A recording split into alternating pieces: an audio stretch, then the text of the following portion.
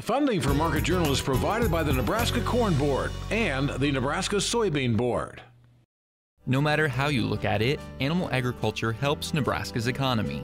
The livestock industry provides increased tax revenues for schools and community services. Livestock enterprises also create jobs while contributing to existing businesses such as local banks and grocery stores. A thriving livestock industry helps maintain our current way of life, but also provides opportunities for the next generation of farm families. The Nebraska Soybean Checkoff helps to raise awareness of the importance of animal agriculture to Nebraska.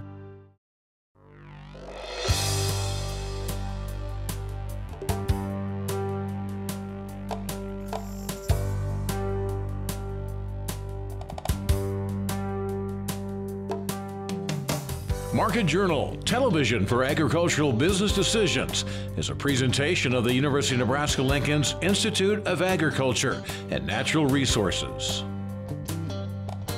Promotional support is provided by the Nebraska Farmer Magazine. Funding for Market Journal is provided by the Nebraska Soybean Board and the Nebraska Corn Board. Welcome to this week's edition of Market Journal. I'm Jeff Wilkerson. On this episode, Mike Briggs describes why margins are turning in the feeding industry. Dave Aiken explains decisions regarding the Republican River and Keystone XL Pipeline. Loren Giesler talks about the use of soybean seed treatments, and Aaron Stalker discusses possible benefits of vitamin A in cattle diets. Mike Briggs is our cattle market analyst this week. The latest Cattle on Feed report shows Nebraska and Texas tied for the top spot in number of cattle on feed as of February 1st. Both states had nearly 2.5 million head in feedlots of more than 1,000 head capacity. Kansas ranked third with nearly 2.1 million head.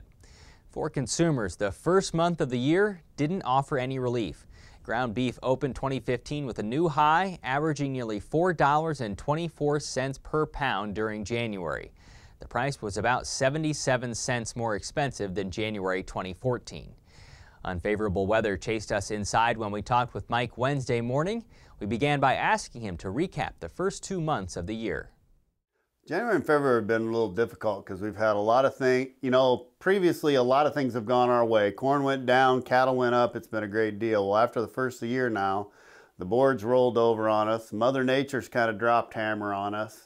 And you've seen a pretty big decline in demand for various reasons. You've had a port closure on the West Coast, on the East Coast. Those poor people are buried, and that's where most of the people still live, everybody has to remember. So it's really hurt us demand-wise, and you've had the funds bearing down on the futures market, and it's really caused some problems. You also have probably some of your highest break-even cattle that you bought in the fall because you were making a lot of money and gosh, it looked like there never was going to be another bad day. So you've got your highest break-even cattle coming out now that have also gone through the worst weather going into probably the poorest market we've had in however many months. And so you're starting to see some potentially large losses in the cattle feeding industry, which you have not seen for a year. Let's go into a few of those things. Let's start, because we did last week, or the last time you were on, with funds. Tell me how they've moved their position from the last time we talked and how it's affected the market. Well, you've seen a lot of things going on. It seems like they're trying to use the futures market for something it's really not. Oil has done a dive, and so oil commodities are going to be down, and so they've pounded on the cattle because the oil's down, and pounded on the cattle because, well, commodities are going to be lower this year, and as a commodity hedge, and okay. And then, the way they trade on charts. Well, the charts look poor, so they just keep pounding on it. And it's like we talked last time, we haven't made any more cattle in the interim. Now, there's things in there that, okay, you had the inventory report come out, and there was 750,000 more cows, heifers, and everything retained than they thought there would be. Well, if you didn't see that coming, you weren't paying attention. Now, where I think people get a little bit out of line is they're just going to assume that it's going to stay at that rate. No, it's not going to stay at that rate. But yeah, you've seen your smallest cattle supply, so well, that means it's going to be bearish from here. It doesn't happen that fast, but that's what the funds have done, and they've pushed this thing down to the point where, once again, we've got a live market up here and a totally disjointed futures market, and it makes no sense to me. So if you believe that it's still running on fundamentals, how do you see it moving here as we go through March and April? I still think, you know, there's never any fat cattle in March. So why would there be fat cattle this year when your numbers, quite possibly your slaughter numbers at times will be below last year. So you're going into spring. If Mother Nature ever decides to get up off of us, I think you're going to see a big bunch of demand. I think there's going to be some pent-up demand out of the east, hopefully a little bit of pent-up demand for the export market because of the port closure. You'll see some demand there and just your regular upswing anyway. So if the weather straightens out, cattle supplies are going to be tight. I think you're going to see this thing catch here and gradually go higher. Now hopefully it's a grind higher. Hopefully it's not a big quick up, because then you usually get a big quick down. But I still think the spring's going to be okay. Now, are you going to run it back to $1.70? No, probably should have never gotten there in the first place. That's part of our problem. Tell me more about margins and how much they've narrowed, and then you're concerned about going forward. Well, margins have really gotten hammered because, once again, you've had your highest break-even cattle coming to the market right now. And the weather since the week after Christmas has been not very good, and in some cases really bad. I know in the northeast Nebraska, they've had it worse than us, and we've had it worse than anything west of Grand Island. I don't know if they've even seen a snowflake hardly, but these yards over here, there's been a lot of mud. You've had a lot of it in southwest Kansas and northern Texas. They've had a lot of snow, a lot of cold, bad pin conditions. We saw weights drop precipitously the entire month of January. Slaughter weights dropped precipitously the entire month of January, the first couple of weeks of February, and then all of a sudden we've had an uptick. And that bothers me a little bit just because I don't understand it, because you're certainly not going to see that out of this feed yard because you just haven't been able to put the weight on the cattle. They've used a lot of that feed to stay warm because we've had a lot of really cold days. We've had some moisture. We've had some bad pin conditions. And so you've seen the performance of these cattle go down, because part of where the profits were last fall, had tremendous weather. We had tremendous performance. That puts a lot of dollars in people's pockets. Well, that's done a complete 180. The performance is horrible. And so that's gotten into your margin, and then you've got high break-evens, and then you've dropped the cattle market 10, 15 bucks in the cash. What are we talking losses of? Oh, I think you could see some significant losses here. If we aren't able to stabilize this thing here around 157, 158 in the cash and get it pushed back up above 160, you're going to see some $15, $20, 100 head losses. It's going to hurt pretty bad. Next week, Jeff Peterson from Heartland Farm Partners will join us to analyze corn and soybean markets. There were two decisions made in Washington, D.C. this week with ties to agriculture in Nebraska. On Tuesday, President Barack Obama vetoed a federal bill related to the construction of the Keystone XL Pipeline. That same day, the U.S. Supreme Court decided a case between Kansas and Nebraska. As we told you in October, the Supreme Court heard arguments between the states over use of water from the Republican River. On Thursday morning, we spoke with Nebraska Extension Water and Ag Law Specialist Dave Aiken to hear how those two decisions impact Nebraska producers. We first asked Dave to recap the case before the Supreme Court over the Republican River.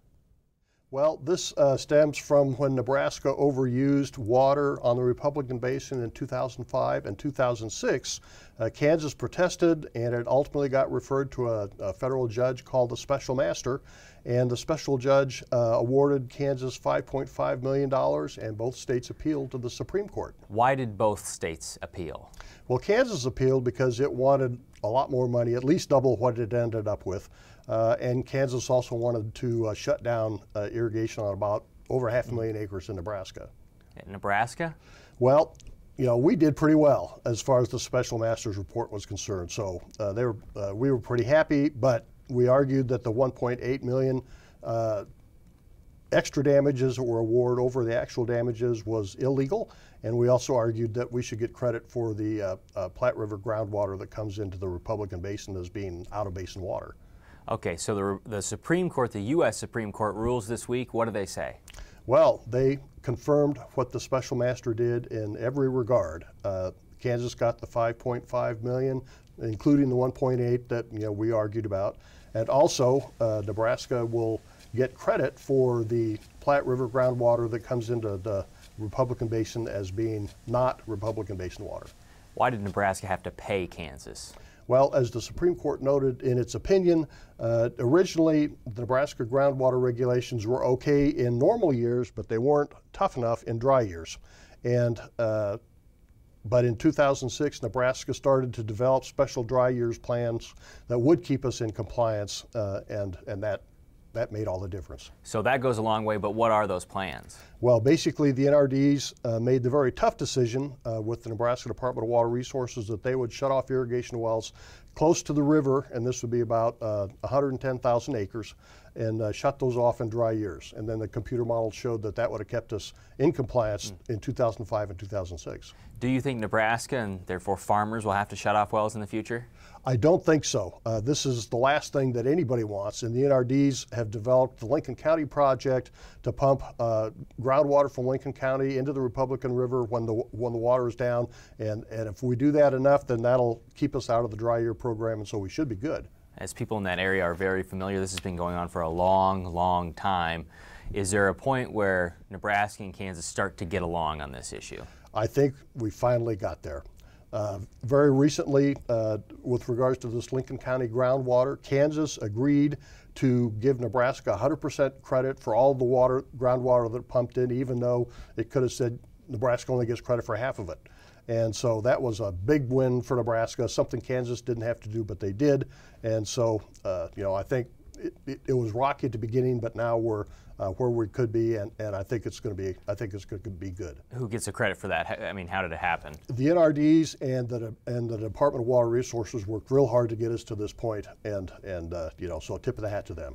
Let's switch gears a little bit. Earlier this week, President Obama vetoed the Keystone XL Pipeline bill. Tell me what that means. Well, the federal legislation deals with whether or not the environmental permit is issued for the pipeline project, and that is completely separate from whether or not they, TransCanada can condemn land for the right-of-way in Nebraska. Those are kind of two separate issues. The condemnation has been tied up in court again, so it's kind of two separate tracks, and we'll just see where it ends up. What impact does the veto and then potentially the veto override, what impact does that have on Nebraska? Nothing. It doesn't change a thing in Nebraska. The only thing that would change it would be if President Obama said no to the project, absolutely, then they wouldn't need to condemn a pipeline because there's no pipeline to build.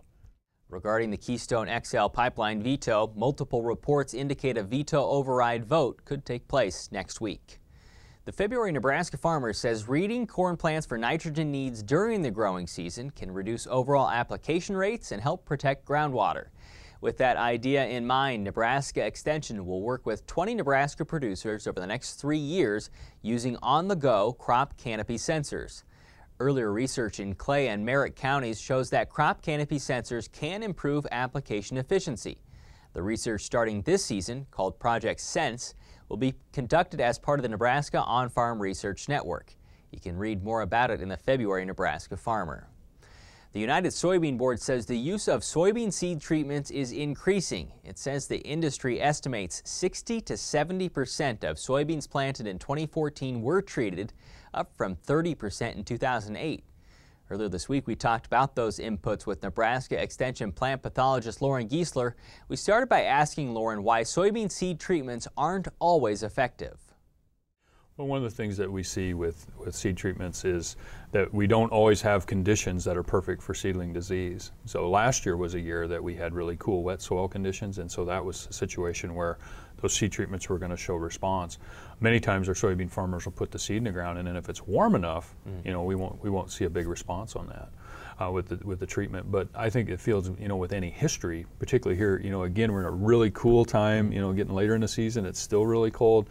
We could be faced with some really cold soil conditions again. When you look at soybean prices in this year compared to the last few years, maybe especially 2 years ago or so, it's the margins we know are going to be a little bit tighter. So as you start to think about ways that you can cut back, how does that relate to seed treatments? Well, I think when we're looking at seed treatments for any of our farmers that are trying to push that window and plant earlier, I think they're going to be really a necessity. Anybody that's got a history of a stand problem, if you put it in the ground and you get some significant rains.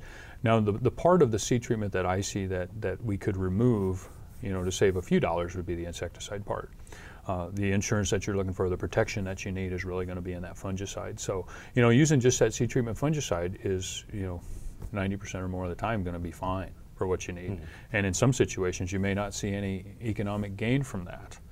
But again, if we're cool and we're below that 60-degree optimum germination time, that's where we're going to see a benefit. What's the relationship between using a seed treatment and plant population?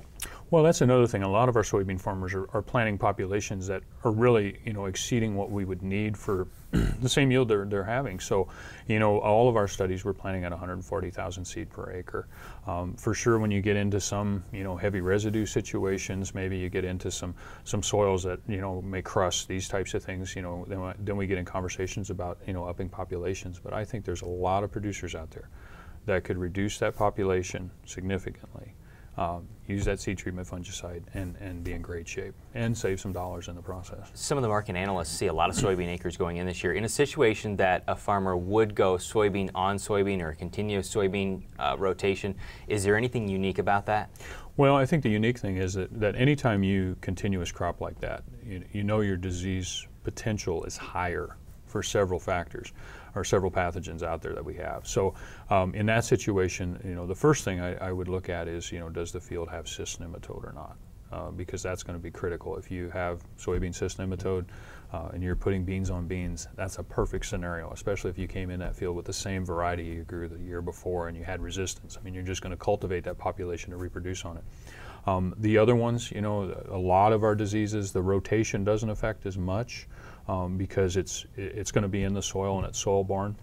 But that said, if they had significant problems in 2014, I'd plan for that in 2015 for sure and make sure you've got the treatments for it. One of the problems that we had that was pretty significant in 2014 were some of our fields being hit by Phytophthora even later in the season. So that would be another one that for sure if we had a field that we knew we had Phytophthora present in that field, trying to get a variety in there that's got some resistance, some high tolerance scores. Again, it's later, they've already made their selections, but hopefully they've got some in the mix that they could position in those fields. And then again, with the seed treatments, making sure they're putting on enough of the right products in there. And so with the Phytophthora fields, we talk about upping the rates of Apron XL with Syngenta, with Legion's component from Bayer. You know, those types of active ingredients are what we're going to really need to get that seed up, get it established, let resistance and those tolerance scores kick in when that plant's good and healthy. If a grower didn't get his or her field samples for soybean cyst nematode last fall, would you still recommend doing it in the spring before planting? Well, you can. The unfortunate thing right now is most of our farmers have made their decision on variety. But it would be worthwhile to do that if you're going continuous beans and you have no idea if you've got some different varieties in the mix in what you've ordered, to go ahead and sample those fields and look at where you're going to position some of those yet. We'll talk with Loren again in 2 weeks to learn about new seed treatments aimed at helping combat soybean cyst nematode and sudden death syndrome. Nebraska Extension's Aaron Stalker says while vitamin needs in cattle may not usually be a big concern, there is one that could help in certain situations. During our trip to North Platte last week, we talked with Aaron about his research on vitamin A. We started by asking about the general vitamin needs for cattle. Mostly we don't need to worry about vitamins. Either the bacteria in the cattle stomach produce the vitamins that they need, or there's enough of the vitamins in the diet, but there are a couple of special circumstances where we might need to consider supplementing. Tell me about the special circumstances, vitamins such as? Well, usually it's the fat-soluble vitamins, so A, D, and E. So E, let's start with E. What's a situation where E might be beneficial? Most of the time cattle don't need supplemental vitamin E, but in special circumstances, like if we have newly received calves close to weaning where there's a lot of stress and potentially their immune system needs a boost, then vitamin E can be useful. And other times we feed it to cattle during the finishing period to try to improve meat quality. But in terms of a cow-calf operation out on the ranch, we don't need to worry about feeding supplemental vitamin E. What about vitamin D? Okay, D, we don't have to feed either for cattle that spend time outside. That's the sunshine vitamin, and light from the sun causes the reaction in the skin to make vitamin A, so cattle get plenty from vitamin D. Yeah, not much to be had though today, Aaron, out here. What about vitamin A? You've been working with vitamin A. What's the situation where vitamin A might be needed?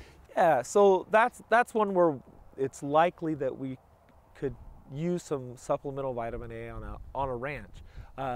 When the grass is green and growing, there's usually plenty of vitamin A.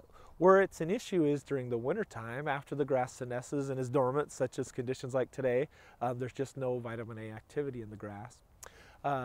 Also, hay, vitamin A is not very stable, so it can deteriorate over time. So if we're feeding hay, especially late in the wintertime, we might want to consider feeding vitamin A. How much would you need, and what's the benefit of it? It doesn't need very much. It's really small amounts. We measure in international units, which are really big numbers, but it's really small amounts, and it's real easy to put it inside of a supplement. So we can put it in with the protein supplement that we're feeding, or put it in with the mineral. And then another option would be to give an injection. So there's injectable forms, and that works really well too. The nice thing is the liver stores it, so when an animal eats more than what they need, or is given an injection of more than what they need, the liver will store it, and then they can draw on that during the times when there's not enough in the diet. And reinforce me why it's important or why they might need it? Okay, yeah, it plays a function in a lot of really important processes. One is vision. We think about that all the time, but vitamin A is a really important part of keeping the lining of the digestive tract, the respiratory tract, and the reproductive tract pliable and functioning well. So if we don't have enough vitamin A, calves won't gain well, reproduction suffers, and a lot of times animals are much more susceptible to sickness. Next week, we'll talk about things farmers and ranchers can do to prepare for the upcoming grazing season with Nebraska Extension Range and Forage Specialist Jerry Valesky. And now with this week's weather forecast, here's Nebraska Extension State Climatologist Al Dutcher. Well, folks, here we again for the weekly forecast. During this past week, the primary thing that we had to deal with was the very cold air that moved in as several fronts moved through the region, brought some skiffs of snow to light accumulations, particularly in eastern Nebraska. The heavier the snowfall fell on Wednesday, and that was across most of Iowa, with some very significant totals across central Iowa through eastern Iowa. And as we turn our attention to this week coming up, there is an impending storm system moving out of the southwest. And the models are having a very difficult time handling these features of this storm system. What appeared to be a storm coming out in a single piece is now being depicted as coming out in several waves of energy, and the first one is expected to move through this weekend. And so we are looking at some plowable snow, particularly in areas south of the I-80 corridor. If you're in northern Nebraska, it doesn't appear that the precipitation totals are going to be as significant, but with the way this system has started to generate moisture and the quantitative precipitation forecasts have started to come up dramatically over the last 24 hours, it would not surprise me that the system lifts a little bit farther toward the north. If you are going to travel over this next 4 or 5 day period, I would caution you that as you head south, southeast, or westward, particularly as you want to go into the mountains of Colorado, things could get a little bit dicey. We're looking at southern Colorado getting up towards 7 inches of liquid equivalent moisture, which translates somewhere between 7 and 9 foot of snow before this total system is out of the way. Central and northern Colorado are looking at anywhere from 1 to 4 foot of snow, so good skiing weather if you can get to the resorts. Now, as we start to concentrate here in central Nebraska, we'll take a look at the upper air models and see how this system is going to progress over this next 5-day period. And as we go to the models, the one thing I'll draw your attention to is we have this big trough over the western United States that is going to shoot the first piece of energy out today. So as the day progresses, we'll start to see the cloud cover increase over the southern part of the state and invade the northern part of the state during the late afternoon hours. Precipitation is likely to start breaking out across the southwestern plains region during the early morning hours of the today, and then that precipitation shield will spread towards southern Nebraska as we get into the late afternoon hours, and then spread over Iowa and points to the east as we progress into the early days on Sunday. Right now, it looks like this first wave is going to produce somewhere between 2 and 4 inches, primarily south central Nebraska to southeast Nebraska, with lighter totals as you go toward northern Nebraska. As we get into Sunday, the first piece of energy moves through, and then this other storm system starts to bring the second wave of energy out. Now, it's slowing this down a little bit, so we may see some precipitation break out in western Nebraska Sunday afternoon, but primarily the main focus for precipitation is going to be in Monday as this energy starts to shift up into our region. And we got a deep fetch of moisture from the Gulf, so we're going to also see temperatures rising. This system may start out as snow, change over to freezing snow, rain, ice pellets, and then to all rain across southern Nebraska. And as we get into northern Nebraska, primarily start as snow and then turn into basically a snow freezing rain mix before transitioning back as we get into Tuesday. And if we look at Tuesday, you see the cold air comes in to an all snow event. The total quantitative precipitation for these two systems is running between 1/2 and 3/4 of an inch from basically Red Cloud up toward Omaha and points to the southeast. As you get up to the north of this, you're looking at anywhere from 1/10 of an inch to 1/2 an inch. So these two storm systems, although they won't drop tremendous volumes of snowfall in every single event, the totality of the events could put us up into the 6+ inch range across portions of south central and southeast Nebraska. As we get into Wednesday, we start to really zip into the cold air into our region, so we're going to go right back down into those single-digit highs as we get up in northeast Nebraska and teens in lower southern Nebraska. And then as we get into Thursday, the system rapidly moves toward the eastern United States. We'll start to see the cold air waning as warm air starts to move into the west, and it does appear that we may actually break the 40-degree mark as we get into Friday as this high-pressure system moves in. What is going to basically stop this warm-up would be if we get a tremendous volume of snow on the ground, but otherwise it does look like we are going to start to see a break in this cold weather, at least temporarily, as we get into next week, and depending on which model run, it may actually last more than a week. Now, as we look at the temperature forecast and precipitation, we're looking at cold temperatures this weekend, snow pretty much throughout this 4-day period. The worst of the weather is probably going to be the Monday, Tuesday time frame where we're going to be dealing with a mixture of snow, ice, and rain. And then we'll start to see a gradual warm up for next week. And we'll look at the 8 to 14-day forecast. The cold air starts to slip off to our east. And in terms of precipitation, with that warmer air moving in, it looks like no precipitation in the forecast. Thanks, Al. Today's interviews can be found on the Market Journal website and through the Market Journal mobile app. They include information on cattle markets, the Republican River and Keystone XL Pipeline decisions, soybean seed treatments, and the use of vitamin A in cattle diets. Next week, Jeff Peterson will be our corn and soybean market analyst, and we'll look at margins for ethanol and biodiesel producers. Until then, thanks for watching. I'm Jeff Wilkerson. We'll see you next week. Join Market Journal online at marketjournal.unl.edu. You can also follow us on Twitter, Instagram, and Facebook. Promotional support is provided by the Nebraska Farmer Magazine, and major funding for Market Journal is provided by the Nebraska Corn Board and the Nebraska Soybean Board. Market Journal is produced by the University of Nebraska-Lincoln's Institute of Agriculture and Natural Resources.